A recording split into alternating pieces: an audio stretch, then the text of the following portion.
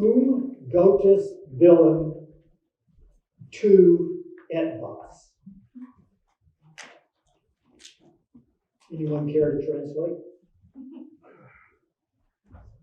For God's sake, do something. I had the privilege years ago of doing a term in Europe when I was a graduate student. And one place we studied was in Zurich.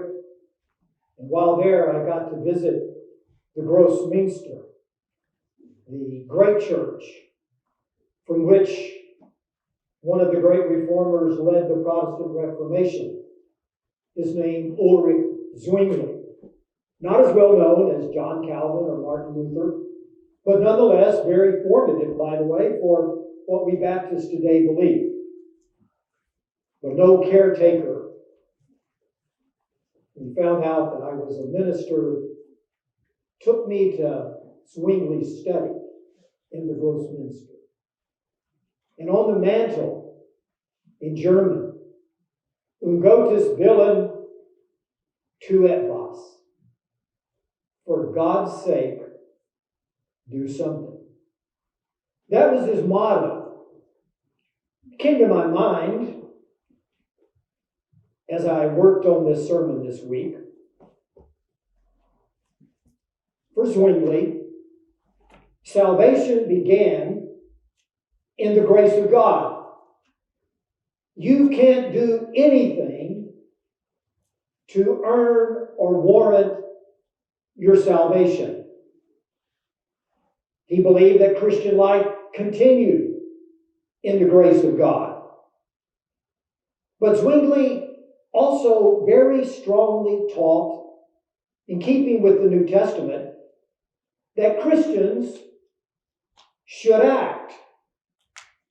They should move forward in their life. In other words, do something. For God's sake, do something. Of course, one should do something, the right thing, after considering the consequences, as we talked about last week. Zwingli, by and large, lived by his motto. But sadly, he did not consider consequences, which led to his death when the Catholic cantons of Switzerland were attacking the Protestant cantons, the city of Zurich, and he charged out the gates, fancying himself a soldier with a sword, and was promptly killed. Not only killed, cut into 4 pieces and burned. I guess they wanted to be sure he was dead. But acting, moving forward, considered, but nonetheless moving forward, doing something, is critical for every one of us here today.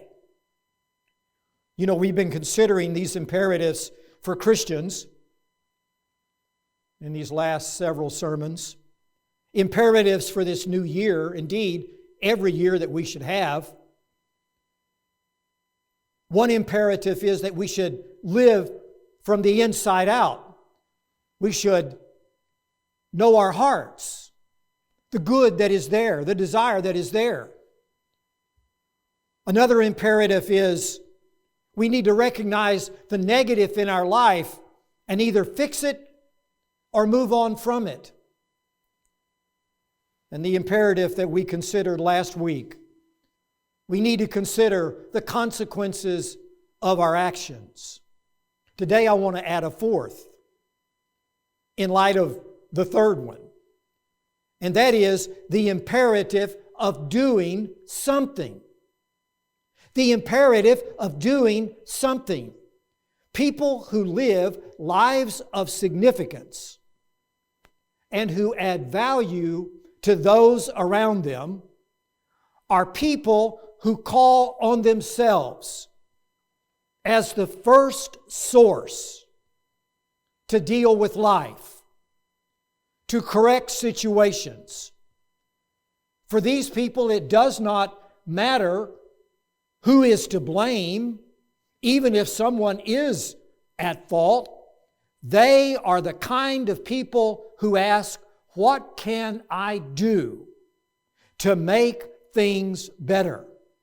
What can I do to lead to better outcomes in my life and in the lives of those around me? Some of you today are sitting in this worship center and you are caught in a web of circumstances. I know that. I've been there. Circumstances possibly of your own making, possibly of someone else's, or both. And you need to move forward. You need to practice what Zwingli said, do something. The need for action in one's life is all over the great sources of wisdom in the Old Testament and in the book of Proverbs particularly. In Proverbs chapter 20, the wise man said in verse 4, the sluggard does not plow in the autumn. He will seek at harvest and have nothing. I love Proverbs because they have a way in just a few words of conveying truth. This Proverbs is about the person who wants something, in this case, a harvest, but does nothing to get there, to make it possible. Is that you? You are in a situation in life, in a relationship in life, which needs to change or needs a different outcome, but you are doing nothing. Nothing. You don't put the plow into the ground in your life, but somehow you expect a different harvest. The responsibility to do something is there for every child of God. A little further into the wisdom that you find in the Old Testament, and you find it not only in Proverbs, you find it in the book of Psalms. In Psalm 126, the psalmist said, restore our fortunes, O Lord, like streams in the Negev. Those who sow in tears shall reap with shouts of joy. He goes out weeping, bearing the seed for sowing, shall come home with shouts of joy, bringing his sheaves with him. Many of you use that as a devotional verse. But in this psalm, God is portrayed as restoring the fortunes of His people, possibly following the exile in Babylon when they returned to the land. The psalm is about God being true to His promises, but His people must do something. Not sit idly and expect the continued blessing of God. Even if the sowing is in tears, because the land was in such disarray, even weeping, it should be done because they will come home with the harvest in the end. But they must do something. As Christians, we are expected in response to the grace of God to do something as well. Not to gain our salvation, but to work it out in our lives, to take steps, to act. That principle, do something. The Apostle Paul, in the book of Philippians chapter 2, said something very interesting in verse 12 and 13. Therefore, my beloved, as you have always obeyed, so now, not only as in my presence, but much more in my absence, work out your own salvation with fear and trembling. For it is God who works in you, both to will and to work for His good pleasure. Work out your own salvation. This is the great apostle of grace. And yet he says, work out your own salvation. He is not saying there that you work in order to gain salvation. They already had it. But they must act to live out their faith, and as they do, God will meet them and work with them. God works with believers to help them, but they must do something. Make choices for the good that lead to actions for the good. You know, when I read the story of humankind's creation in Genesis chapter 1, I believe we were created to do creative work, to work hard, to rest, to make choices, to love each other, and to do the things that God does. Why? Because we were created in His image. We share, in a very shadowy way, something of the nature of our God, who is creative and working. In the place where you are, that means God expects you to act, to use the resources you have to live, and to live significantly, and to bring glory to Him and good to others. But you must act to do that. God did not put you here to follow the course of least resistance. And that is the course that some of you are living with even this morning, the course of least resistance. God did not put you here to become miserable in your life, and yet some of you are miserable. God did not put you here to become oppressive to others, to be lazy, to be slothful. He put you here to do something. To be in His image is not to be a passive person in this life. Hear me, brothers and sisters. So important for all of us, but particularly for some of us today. You know, the Bible has a great view of life for you and me. It is the great view of Scripture. God has acted in grace toward us. He has blessed us with salvation. He has spiritually renovated our hearts. And our response to that is to do something, to be active in real life, reflecting who we are. In other words, do something. But is that you today? Are you stuck in a difficult place and you're just marking time? And if you've never been in the military, you may not know what marking time is. It simply means to march in the same place, not moving forward. Many of us in life are just marking time. But I want to push that a little farther. If you are going to live a significant Christian life, and you're going to bring value to those around you, then you are going to need to do something in your life. You're going to need to make acting a regular part of your life. In fact, the most effective people are those who don't first ask, who is responsible for the situation? But they ask, what can I do to make this better?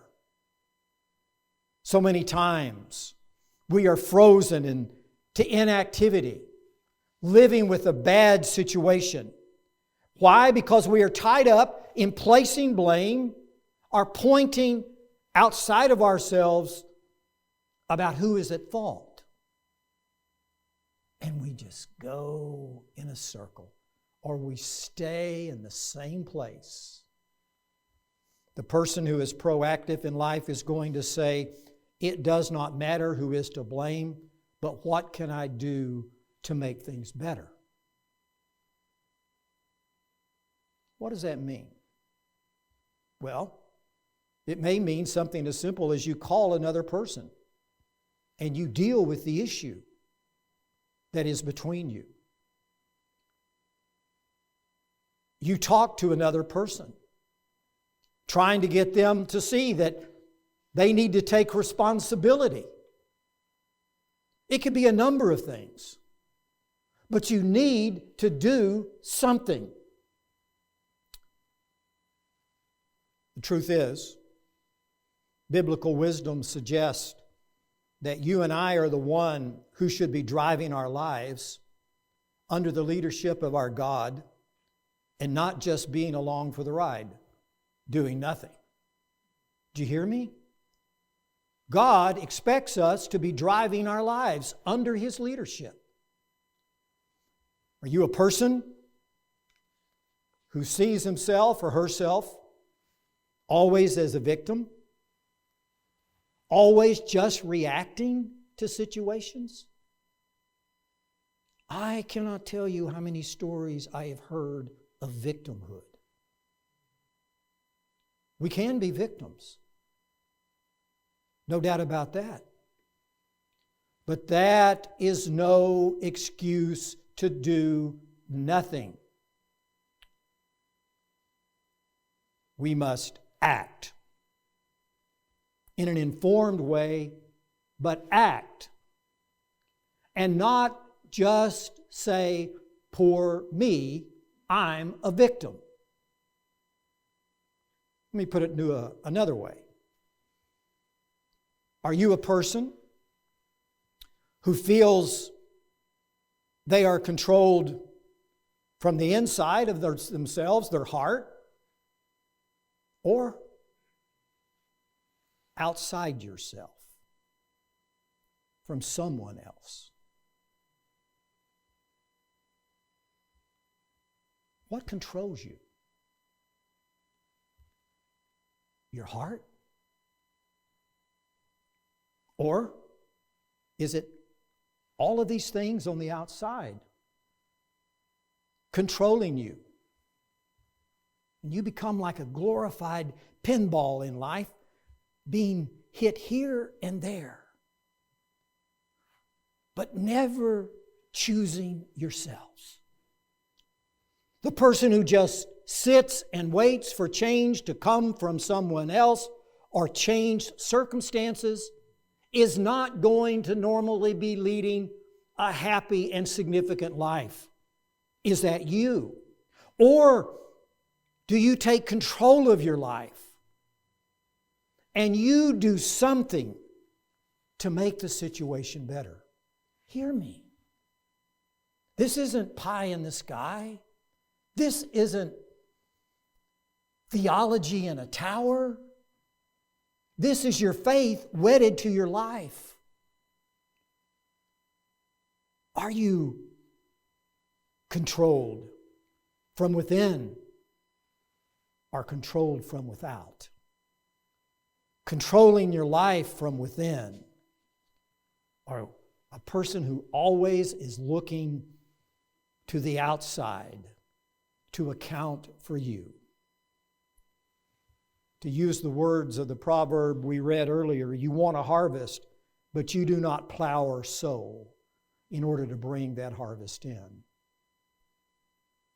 Is that you today? Let me go a little farther. Are you living life today as someone who is dependent? In other words, we look to others to do what we should be doing ourselves. Dependent. Do you depend on another person to do the job of your life? Be honest.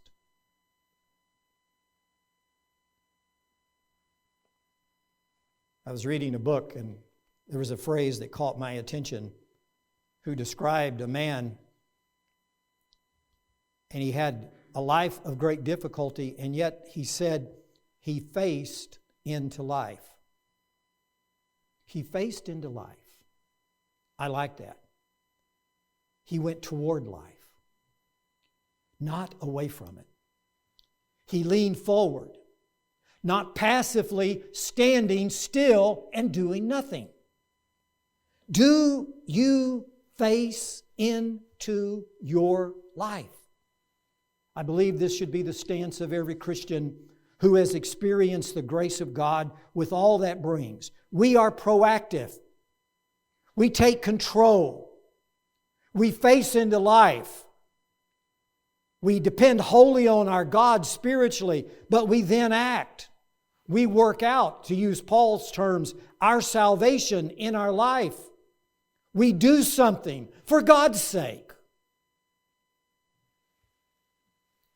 And that is a principle that we need to bring to all of our life. It's more than just reading my Bible, or going to worship, or tithing, or being in a small group. Those things you should be doing, by the way. But it applies to the entire arena of your life. You know, I have sat with people over the years who were caught in the web of a very bad situation in their life, particularly with relationships. Something needed to be done. And sometimes what needed to be done was, at least to me, hearing it, obvious. It was clear. But they didn't do it.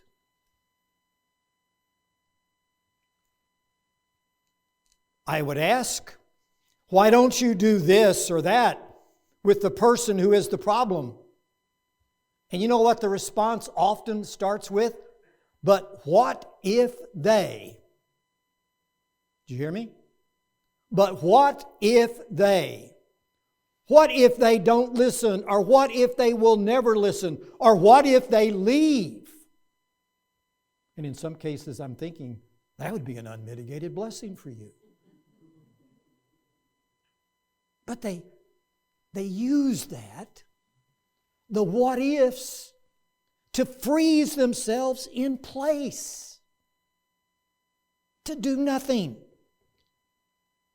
An effective person who lives a significant life will never be frozen into inactivity because of some feared, anticipated, or hypothetical outcome. No, they do what they can, and then they deal with the outcomes as they actually develop. Brothers and sisters, unless there is a really good reason to believe that making a move is not wise, and again, we should be a people who consider consequences. Remember the sermon last week. But unless there is a profoundly good reason for not acting, then we need to do something. But we want to bear in mind this truth. And hear me. Not doing something is, in fact, making a move, isn't it? You're going to continue the same old life. I think the Bible clearly teaches that we are to own our own lives and under the lordship of Christ, take responsibility for them. This is one part of being created in the image of God and of being recreated by the grace of God in your experience of Jesus Christ. You get to own your life under God's sovereign rule, and you are free to make choices. So do something. Do something. I could ask a lot of questions. Are you free in your relationship today? Are you free in your finances today? Are you free in your emotional reactions? Are you free in your career or job? Are you free in your guilt?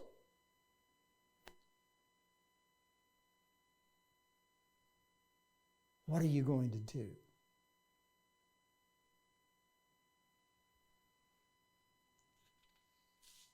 I find most of this being frozen comes out of relationships, to be honest with you.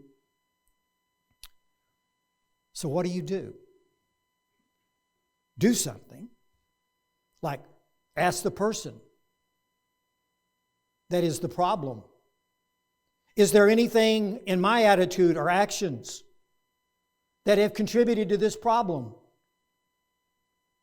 Be open to hear that. What can I do to change those? How about this? Go apologize. Sometimes it's that obvious. You need to go apologize. Go and confront. That's a little more difficult. But sometimes that must be done. Go in with an agenda of only listening and trying to understand how the other person has been hurt. Go to make amends. Correct what you did that impacted someone in a negative way. Go and talk to someone you trust. To get that proverbial third opinion, that neutral opinion.